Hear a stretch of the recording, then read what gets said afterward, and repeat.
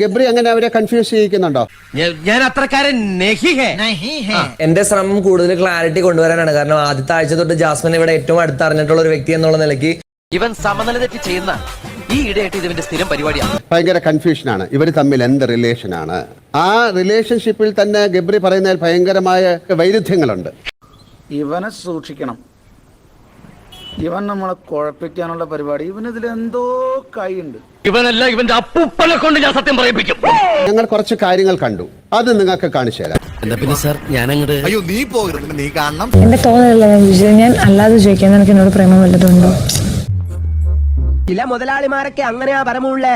വീട്ടിലൊരു സെറ്റപ്പ് ഉണ്ടെങ്കിലും കല്യാണം കഴിക്കുന്നത് വേറെ പെണ്ണിനെ ആയിരിക്കും. അടിപൊളിയായിട്ട് കളിക്കുന്നുണ്ട്, നീ ഇങ്ങനെ തന്നെ കളിക്കും.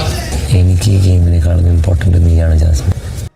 കരളിലെഴും ഒരു മൗനം കസവണിയും ലയമൗനം സ്വരം.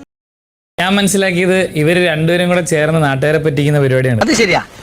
നീ കാര്യം എന്താണ് തെളിച്ച് പറയടാ.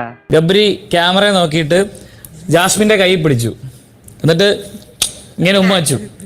പ്രായത്തെ കുറിച്ചെങ്കിലും ഒരു ബോധം വേണ്ടേ? വൃത്തികെട്ടോ നോക്കുന്ന സമയത്ത് എനിക്ക് അറിഞ്ഞിട്ട് ഗബ്രി പ്ലേ ചെയ്യുന്നു തോന്നുന്നു. പക്ഷെ അവൾ അവളുടെ സ്റ്റാൻഡിൽ ഉണ്ട്, പക്ഷെ ഇവിടെ കൺഫ്യൂസ് ആക്കുന്നുണ്ട് തോന്നുന്നു. കുഴപ്പമൊന്നുമില്ലെങ്കിൽ അതെ, അല്ലെങ്കിൽ ഇതൊരു ഗെയിമിന്റെ പ്ലാൻ ആയിട്ട് തുടങ്ങിയ ഒരു കാര്യമാണ്. അത് ഒരുപക്ഷെ അവരുടെ കൈവിട്ട് പോയതായിരിക്കും. ഇവർ നല്ല ബുദ്ധിയാണ് സാറേ.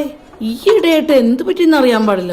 എന്തായാലും പുറത്തുനിന്ന് വന്നിട്ടുള്ള ന്യൂസുകൾ അറിഞ്ഞിട്ട് അവർ ചിലപ്പോൾ ഗെയിം മാറ്റി പിടിക്കുന്നതും ആവാം. ഇതേതാണ്ട് എലിക്കണിയിൽ സുനവെട്ടതുപോലെ സുനവെട്ട എടുക്കാനും പറ്റില്ല, കെണി ചുമന്നുകൊണ്ട് നടക്കുകയും ചെയ്യണം. എന്തായാലും അത് ഇവിടെ ആദ്യം തൊട്ടേ കൺഫ്യൂഷൻ ഉണ്ടാക്കിയിട്ടുണ്ട് സാർ.